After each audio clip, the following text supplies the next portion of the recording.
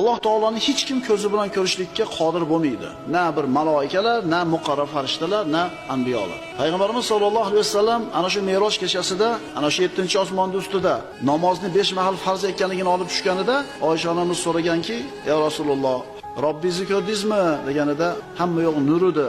Qayoqdan ko'ray?"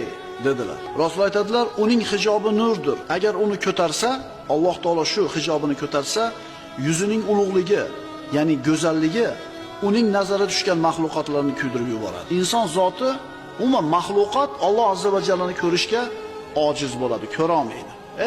Allohni ko'rish emas, quyoshga qaranglar 3-4 marta. Tikka qarang quyoshga 3-4 marta ko'zingiz bilan ochkasiz yoki niqasiz, maskasiz nima bo'ladi? Bitta mahluqdan chiqqan yorug'lik nur sizni ko'zingizni ko'r qiladi oxiri 10 marta qarang. Mahluq sizni ko'zingizni ko'r qilib qo'ysa, ko'zingiz unga qarashlikka ojiz bo'lsa, Alloh azza va jallani ko'rishga qanday qodirman deydi bir inson. Allohni ko'rishingiz uchun birodarlar dunyodan